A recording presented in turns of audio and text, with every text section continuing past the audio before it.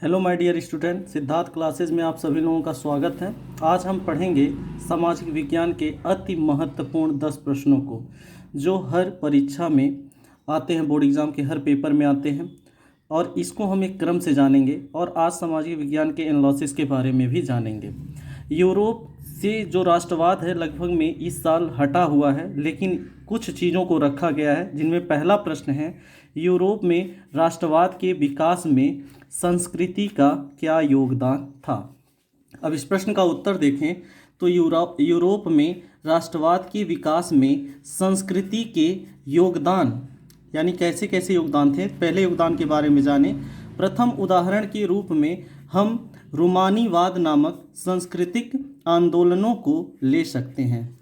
अब रूमानीवाद क्या है? रूमानीवाद एक ऐसा संस्कृति आंदोलन था जो विशिष्ट प्रकार की राष्ट्रीय भावना का विकास करना चाहता था। राष्ट्रीय भावना का विकास करना चाहता था।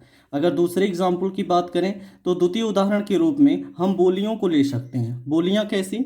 यानी कि क्षेत्रीय बोलियां राष्ट्र निर्माण में महत्वपूर्ण भूमिका का निर्वाह करती हैं क्योंकि यही यथार्थ रूप में आधुनिक राष्ट्रवादियों के संदेश को अधिक से अधिक लोगों तक पहुंचाती थीं। अधिकांशतः निरक्षर थे। उस समय जो लोग थे अधिकांशतः निरक्षर थे, तो स्थानीय भाषा की जो बोलियां होती थीं इस राष्ट्रवाद में महत्वपूर्ण भूमिका निभा रही थीं। इसी क्रम में हम अगले प्रश्न को देखें। अगला प्रश्न क्या है? जर्मन एकीकरण की प्रक्रिया का संक्षेप में पता लगाइए। अब जर्मन एकीकरण की प्रक्रिया का संक्षेप में पता लगाइए। तो इसका उत्तर देखें तो राष्ट्रवादी भावनाएं। अब 3 प्रकार के एकीकरण हैं, इनमें से एक एकीकरण तो कंपलसरी है, आपके पेपर में आएगा। तो इनमें सबसे पहला एकीकरण देखें, जर्मनी एकीकरण की प्रक्रिया का संक्षेप में पता। राष्ट्रवादी भावनाएं मध्यवर्गीय जर्मन लोगों में काफ़ी व्याप्त थीं। राष्ट्रवादी भावनाएं मध्यवर्गीय जर्मन लोगों में काफ़ी व्याप्त थीं। उन्होंने 1848 में जर्मन महासंघ के विभिन्न इलाकों को जोड़कर एक निर्वाचित संसद द्वारा शासित राज्य बनाने का प्रयास किया था, मगर इस पहल को राजशाही और फौज की ताकत ने मिलकर दबा दिया। उनका प्रशा के बड़े भूस्वामियों ने भी समर्थन किया। उसके बाद प्रशा ने राष्ट्रीय एकीकरण के आंदोलन का नेतृत्व संभाला। उसका मुख्यमंत्री ऑटो वॉन बिस्मार्क इस प्रक्रिया का जनक था, जिसने प्रशा की सेना और नौकरशाही की मदद लिया। 7 वर्ष के बाद ऑस्ट्रिया, डेनमार्क, फ्रांस से 3 युद्धों में प्रशा की जीत हुई और एकीकरण की प्रक्रिया पूर्ण हुई।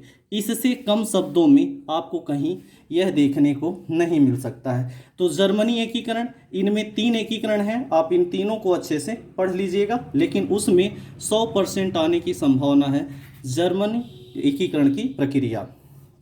इसी क्रम में अगर हम देखें तो अगला क्वेश्चन, लोकतांत्रिक शासन क्यों लोकप्रिय माना जाता है? 2 कारण बताइए। तो सबसे पहले लोकतांत्रिक शासन को जानने से पूर्व लोकतंत्र के बारे में जानते हैं। लोकतंत्र क्या है? एक ऐसी शासन व्यवस्था जिसमें जनता अपने प्रतिनिधियों का चुनाव करती है। ये प्रतिनिधि जनता के हितों को ध्यान में रखकर कानून बनाते हैं तथा जनता की इच्छा तक अपने पद पर रहते हैं। यह प्रक्रिया लोकतंत्र कहलाती है। अब लोकतंत्र क्या कहलाता है समझ गए होंगे, जिसमें हम शासक को जिसमें शासन का चुनाव जनता के द्वारा किया जाता हो। अब हम समझेंगे लोकतंत्र के लोकप्रिय कारक। लोकतंत्र के लोकप्रिय होने के कारक क्या हैं? तानाशाही शासन व्यवस्था का अंत होना सबसे मुख्य इंपॉर्टेंट है, तो इसमें तानाशाही शासन व्यवस्था का अंत होता है। दूसरी बात करें, जनता द्वारा स्वयं अपना नेता चुनने का अधिकार लोकतंत्र को लोकप्रिय बनाती है। यानी कि इसमें अपना नेता चुनने का जो अधिकार है वो किसके पास है, जनता के बीच है। इसीलिए लोकतंत्र एक लोकप्रिय माना जाता है। चौथा क्वेश्चन, मोस्ट इंपॉर्टेंट, 100% आने की संभावना। अगर इस प्रश्न को देखें, वैश्वीकरण क्या है, वैश्वीकरण से आप क्या समझते हैं, स्पष्ट करें।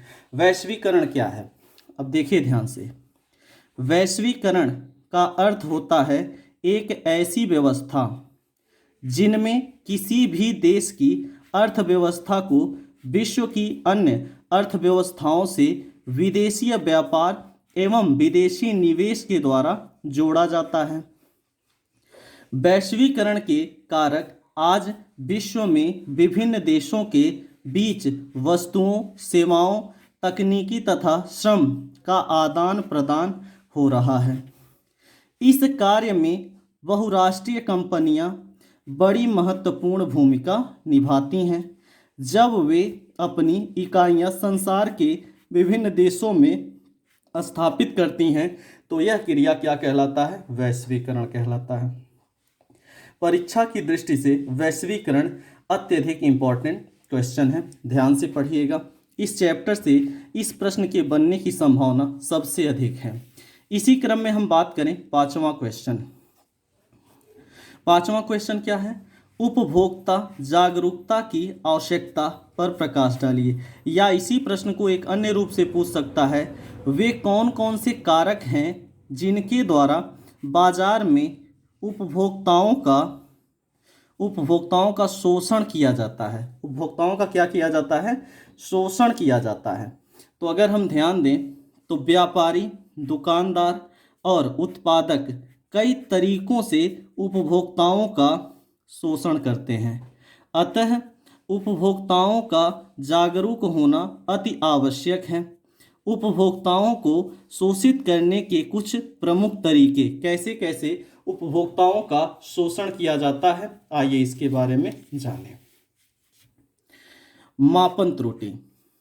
माय डियर स्टूडेंट, आप वीडियो की क्वालिटी थोड़ा सा बढ़ा लीजिएगा, वीडियो आपको अच्छी दिखेगी। मापन त्रुटि, चालक एवं लालची दुकानदार ग्राहकों को विभिन्न प्रकार की चीज़ें कम तौलकर या कम कर उनको ठगने का प्रयत्न करते हैं। पहला, अगर मापन में त्रुटि रखेंगे तो इससे दुकानदार को ज़्यादा फायदा होगा और इस प्रकार से जो ग्राहक होते हैं, जो भोक्ता होते हैं, उनका क्या होता है, शोषण होता है। तो उनकी जागरूकता के लिए उपाय किए गए हैं। अधिक मूल्य तय करना, जैसे जिन वस्तुओं के ऊपर विक्रय मूल्य नहीं लिखा जाता है, जैसे एमआरपी नहीं लिखा गया है, वहाँ कुछ दुकानदारों का प्रयत्न होता है कि उच्च मूल्य प्राप्त किया जाए। तो जब उच्च मूल्य प्राप्त करते हैं तो इस चीज़ में अधिक दाम देने पड़ते हैं, इससे उपभोक्ता को क्या होता है, नुकसान होता है। तीसरी कंडीशन की बात करें, मिलावट करना।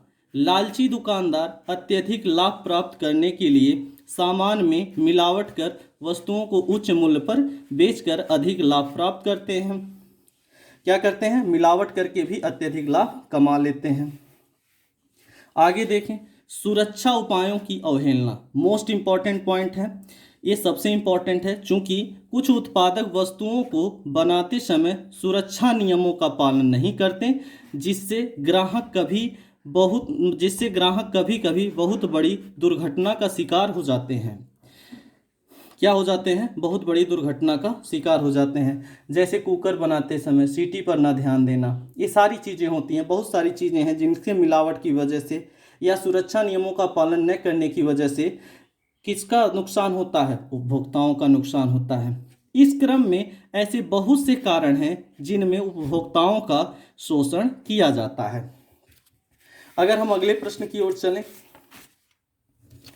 जैव और अजैव संसाधन क्या होते हैं, उदाहरण दीजिए। ये भी परीक्षा की दृष्टि से बहुत इंपॉर्टेंट है। अगर बात करें जैव और अजैव संसाधन क्या होते हैं, उदाहरण दीजिए। जैव संसाधन वे संसाधन जिनकी प्राप्ति जीवमंडल से होती है और जिनमें जीवन व्याप्त होता है, जैव संसाधन कहलाते हैं। क्या कहलाते हैं, जैव संसाधन कहलाते हैं। जैसे मनुष्य, वनस्पति जगत, प्राणी जगत, पशुधन तथा मत्स्य आदि। ये क्या है? जैव संसाधन। अजैव संसाधन की बात करें तो वे संसाधन जो निर्जीव वस्तुओं से प्राप्त होते हैं अजैव संसाधन कहलाते हैं, जैसे चट्टान और धातुएं। परीक्षा की दृष्टि से सबसे इंपॉर्टेंट अगर प्रश्न की बात करें तो यह 100% आने की इसकी संभावना है। ध्यान से देखिए, परिभाषित करें असहयोग आंदोलन, मोस्ट इंपॉर्टेंट। अब असहयोग आंदोलन क्या है, ध्यान से समझिए। असहयोग आंदोलन एक बहुत बड़ा जन आंदोलन था। इतिहास में बताया जाता है इतिहास का सबसे बड़ा जन आंदोलन असहयोग आंदोलन था, जिसकी पृष्ठभूमि महात्मा गांधी द्वारा रखी गई। 13 अप्रैल 1919 की घटना, जिसे जलियांवाला बाग नरसंहार कहा जाता है, जिसमें जनरल डायर ने निहत्थी जनता पर गोलियां चलवा दिया, जिससे बहुत सारे भारतीयों को प्राण गंवाना पड़ा। इससे क्षुब्ध होकर महात्मा गांधी ने 1920 में असहयोग आंदोलन की नींव रखी। इस अधिवेशन का प्रस्ताव नागपुर के कांग्रेस अधिवेशन में रखा गया। यह पूरे इतिहास का सबसे बड़ा जन आंदोलन था।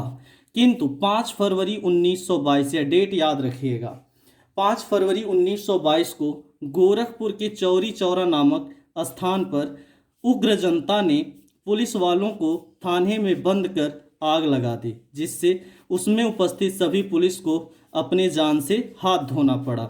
और इससे क्षुब्ध होकर महात्मा गांधी ने इस आंदोलन को समाप्त कर दिया। तो समाप्त होने का कारण क्या था? ये चौरी चौरा कांड, जो कब संपन्न हुआ था? 5 फरवरी 1922 को। इसी क्रम में हम अगला प्रश्न देखें।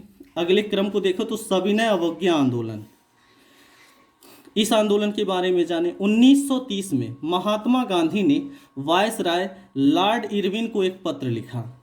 इस पत्र में उन्होंने 11 मांगों का उल्लेख किया। कितनी मांगों का? 11 मांगों का। कभी कभी पूछा जाता है महात्मा गांधी ने इरविन को जो पत्र लिखा उसमें कितनी मांगे रखी, तो 11 मांगों का उल्लेख किया। उन्होंने यह भी लिखा यदि 11 मार्च तक उनकी मांगे नहीं मानी गईं तो कांग्रेस द्वारा सविनय अवज्ञा आंदोलन प्रारंभ कर दिया जाएगा। लेकिन इरविन कैसे निकले? इरविन तो झुकने को तैयार नहीं थे। परिणामतः महात्मा गांधी ने अपने 78 विश्वसनीय अनुयायियों के साथ दांडी यात्रा शुरू कर दी। इस प्रकार सविनय अवज्ञा आंदोलन प्रारंभ हुआ। अब 8वें प्रश्न पे विचार करें माय डियर स्टूडेंट। तो प्रथम विश्व युद्ध में आर्थिक मंदी का क्या कारण था? यह उत्तर आपको स्वयं देना है। इस प्रश्न को नोट कर लीजिए, मोस्ट इम्पॉर्टेंट है। लगभग 101% परीक्षा में आने की संभावना है। अगर इसी क्रम में अगले प्रश्न पे विचार किया जाए तो 9वां प्रश्न ध्यान दीजिए। भारतीय अर्थव्यवस्था के विभिन्न क्षेत्रकों का नाम लिखिए, प्रत्येक का संक्षिप्त परिचय दीजिए। और आप सभी को पता है भारतीय अर्थव्यवस्था के 3 क्षेत्र हैं। कितने क्षेत्र हैं? 3 क्षेत्र हैं। भारतीय अर्थव्यवस्था को 3 क्षेत्रकों में बांटा गया। पहला प्राथमिक क्षेत्र। कौन सा क्षेत्र?